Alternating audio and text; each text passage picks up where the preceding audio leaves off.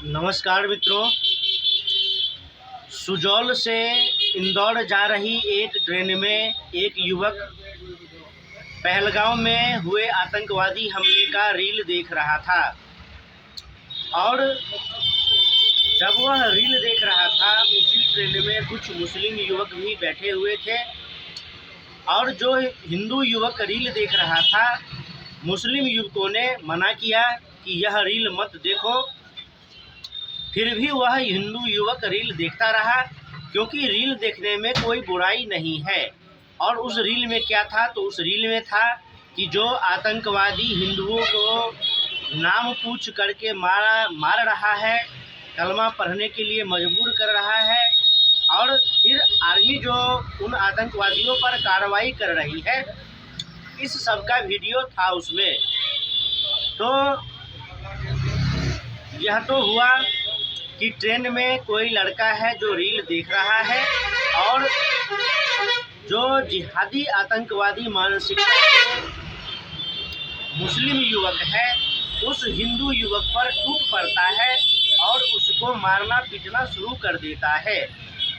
तो यह तो कोई पहली घटना है नहीं, क्योंकि इससे पहले भी कन्हैया लाल की हत्या हुई थी, क्योंकि उसने एक फ़ोटो शेयर किया था।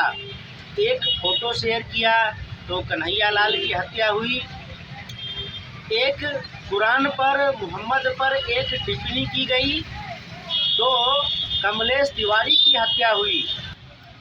तो कोई रील देखता है तो उसकी पिटाई होती है, कोई पोस्ट शेयर करता है तो उसकी हत्या होती है, कोई टिप्पणी करता है तो उसकी हत्या होती है, कोई झंडा लगाता है तो उसकी हत्या होती है। यह क्यों होती है? इसके पीछे का लॉजिक क्या है? यह होता है भय और दबाव बनाने के लिए, और इसका लॉजिक बस इतना है कि भय और दबाव का माहौल बना रहे, जिससे लोग इस्लाम पर किसी भी प्रकार का टिप्पणी करने से डरें और लोग उस चीज़ को माने।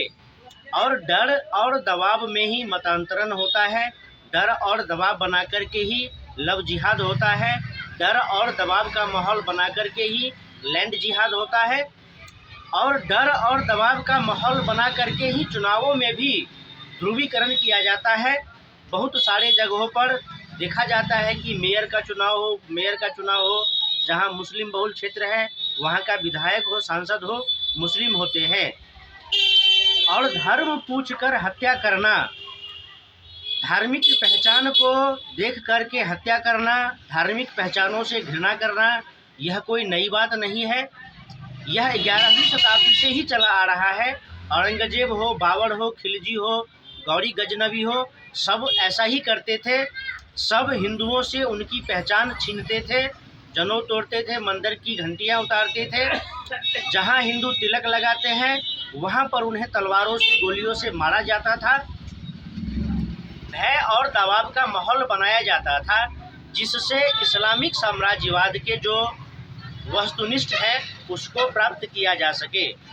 जो इस्लामिक इंपीरियलिज्म के ऑब्जेक्टिव्स हैं उसको प्राप्त करने के लिए जो मुसलमानों का सबसे बड़ा हथियार होता है वह होता है जिहाद और आतंकवाद। और जब जिहाद आतंकवाद होता है, जब हिंदुओं की हत्याएं होती है, तो बहुत सारे हिंदू जो मुसलमानों के पक्षधर बन जाते हैं या होते हैं, और मुसलमान तो स्वयं होते ही हैं जो आतंकवादियों के पक्षधर होते हैं, और फिर वह लब्बो लुआब में डुबा करके, मिठास की शहद की चाशनी में डुबा करके इस प्रकार से अपना पक्ष रखते हैं कि इस्लाम का आतंकवाद से कोई वास्ता नहीं होता है, आतंकवाद का कोई धर्म नहीं होता है।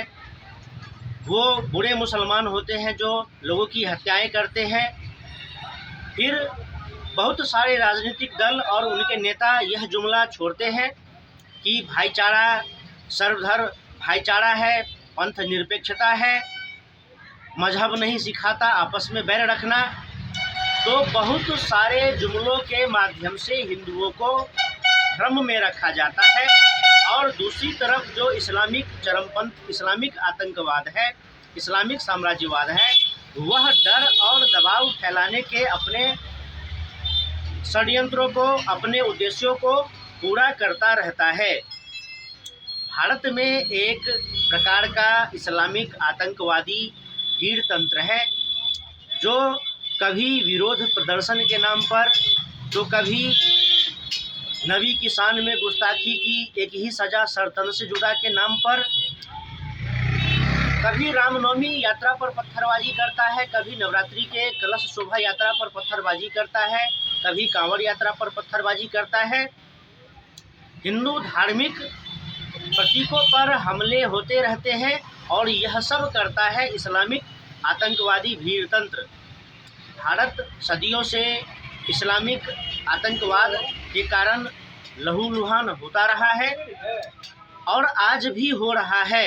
अगर भारत का हिंदू भारत लहूलुहान होता रहा है तो दूसरी तरफ हिंदू एकता यात्रा भी निकाली जा रही है। हिंदुओं को एक करने के लिए, हिंदुओं को अपने शत्रुओं से सजग रहने के लिए, सचेत करने के लिए हिंदू एकता यात्रा भी निकाली जा रही है।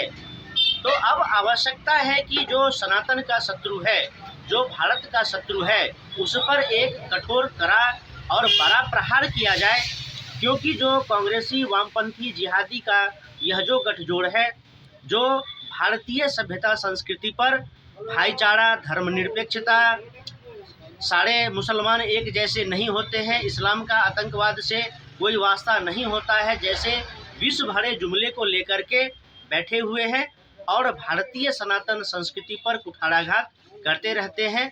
आवश्यकता है कि उनका जो स्ट्रेटजी है, भय और दबाव बना करके आतंक फैलाने का और फिर इस्लामिक साम्राज्यवाद को बढ़ाने का, तो आवश्यकता है सनातन के शत्रुओं को, भारत राष्ट्र के शत्रुओं को एक बार मुंहतोड़ जवाब मिले। और यह जो भय और दबाव बनाने की इस्लामिक आतंकवाद की रणनीति है और उसके जो पक्षधर हैं, उसके जो हितैषी हैं भारत में, उनकी भी पहचान करके उनका बहिष्कार किया जाए और उनको भी सबक सिखाया जाए। अन्यथा भय और दबाव की यह राजनीति चलती रहेगी, हिंदू मरते रहेंगे, करते रहेंगे, पिटते रहेंगे और भारत के टुकड़े होते रहेंगे। तो फिर मिलेंगे अगले वीडियो में, तब तक के लिए नमस्कार, जय श्री राम।